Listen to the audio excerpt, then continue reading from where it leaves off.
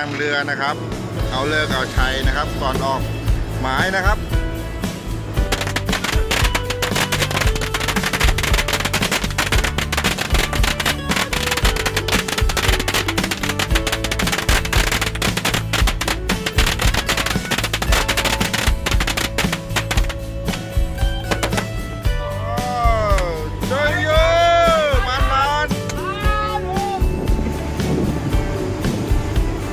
บึงมารวยนะครับไม่ทันอ่ะไม่ได้คลิปเลย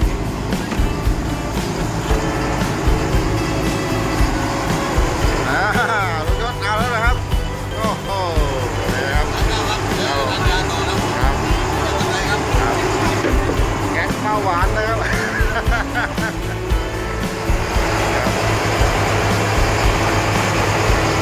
เรากำลังจะเดินทางเข้าหมายแรกนะครับตลาดนารักแก่นของเรานะครับ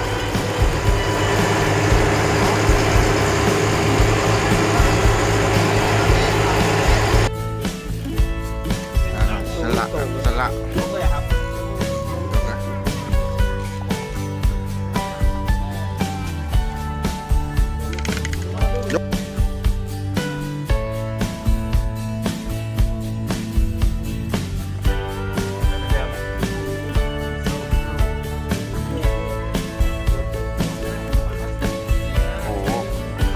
สัญญาที่ไหนนะครับอยู่กลางทะเลนักงานฐานหน้าเนี่ย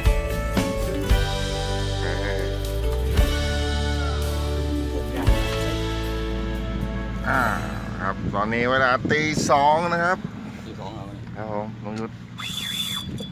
โอ้โหลุ้นกันนะครับว่าจะเป็นปลาอะไรนะครับปลานะครับ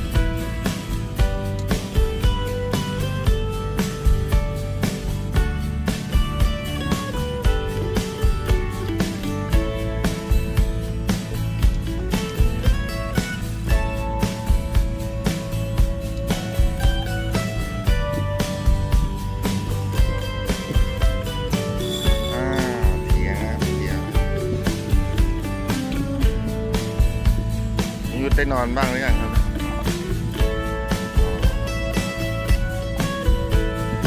มาแล้วนะครับโอ้ยสากได้สวยมากครับผมโอ้ยาวๆเลยครับสุดๆนะครับ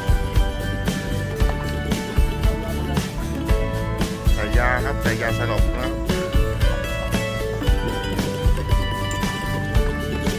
นิ่งๆนะจะถ่ายรูปโอเค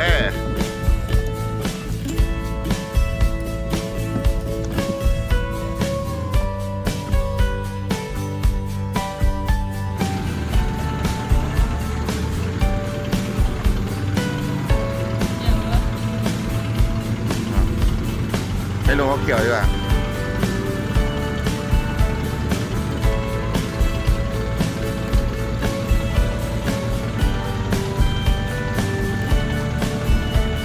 นะครับเสียงหนึ่งของเรานะครับผม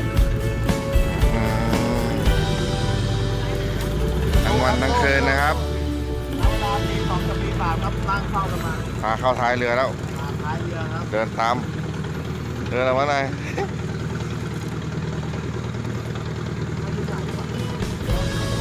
มันเข้าท้องเรือนะนี่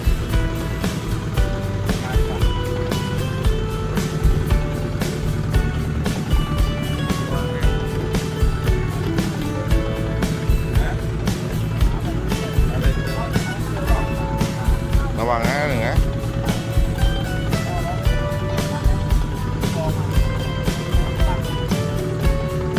เฮ้ยปลากินปลากินเราอันเลยกินครับไอ้ครูก็กินนะไอ้ครูไปกินตามมาข้างบนไหนที่จะจับเลยกินหวายกินตะวันปลาหมึกกินปลาหมึกไอ้ครูกินปลาหมึก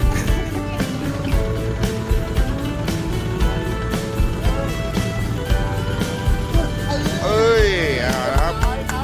ขึ้นมาแล้วนะครับวางยาสลบก่อนนะครับผม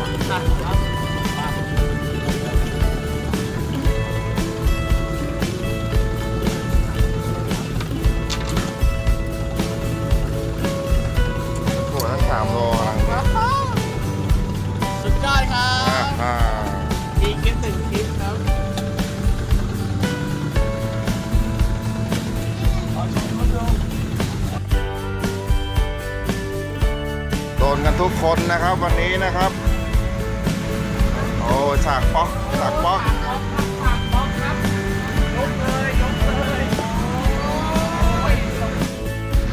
ครับตอนนี้เรากำลังจะทอดแหครับปลาหมึกนะครับหาเหยื่อครับ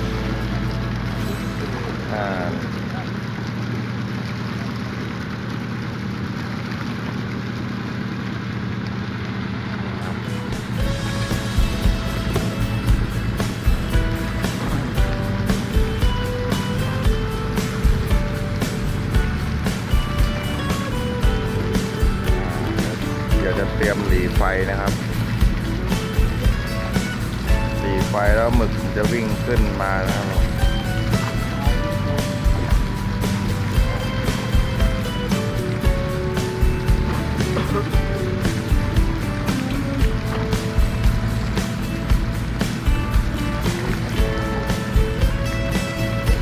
โอ้มาแล้วเอาเลยเร็วลูกโอ้ยเทียบเลยนะครับคันเปล่าอันนี้ได้เยอะนะครับปลาปลาหมึกนะโอ้ได้เยอะครับได้เยอะพอสมควร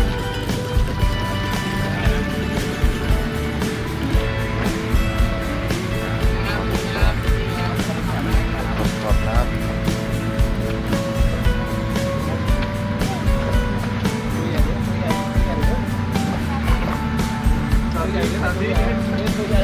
ตัวใหญ่8 ตัวไหม8 ตัวได้ไหม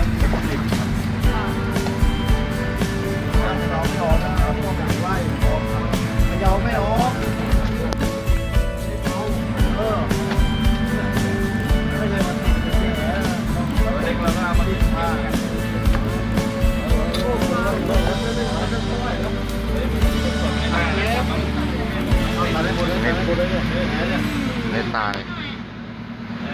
ขอ5 ตัวนะครับ ใสๆครับหมดสดๆครับ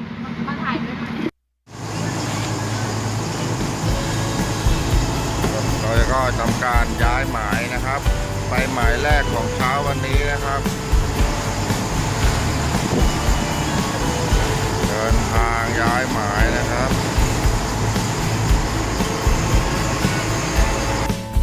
มาแล้วนะครับตัวแรกของวันนะครับอ้อมสีเหลืองเก็บแล้วสีเหลืองเก็บ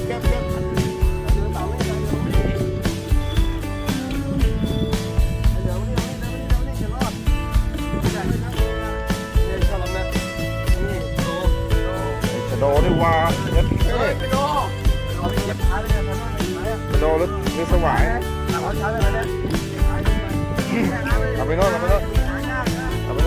มึงไม่ใช่นกเขาร้อยมึงอยู่นะมึงจะดูอยู่ฮะเลย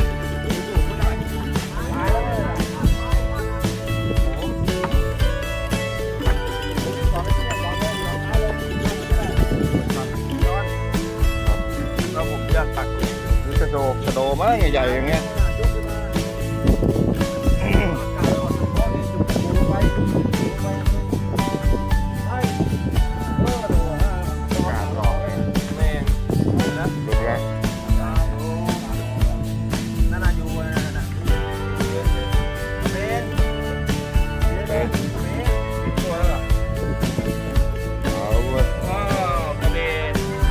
นะครับ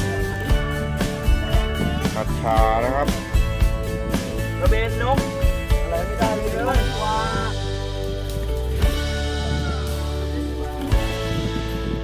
ไปหาปลาไม่โตเนี่ยหูช้างตัว10 กว่าโล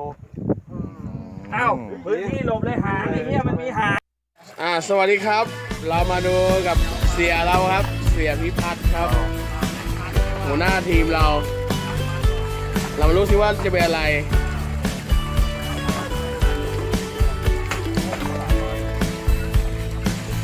แต่ตอนดึงไปหยิบพึ่งได้หยิบวิดีโอออกมาดึงโหดมากเลยโดนนี่ดิเนี่ยโดนสายรถสายรอดนะครับเรามาดูไม่โดนใหญ่อยู่ไอเบส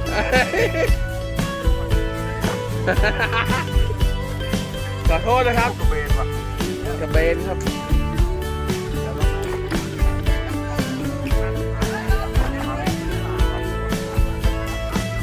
ทำหลังไหนหรือเปล่ามีไข่ตึงป่ะ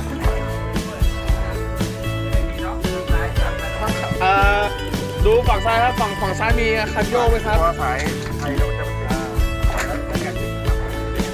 ป็นสายที่โค้ง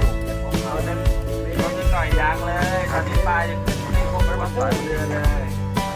ใจเย็นๆนะใจเย็นๆก่อน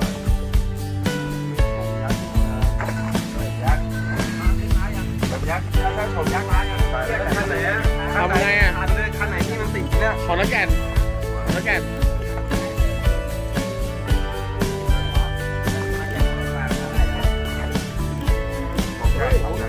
โฉมใหญ่โอ้โหโอ้ยครับผมโอ้ยเรียบร้อยครับขึ้นมาแล้วครับโฉมใหญ่ครับ นี่ขอดูหน่อยนี่ครับ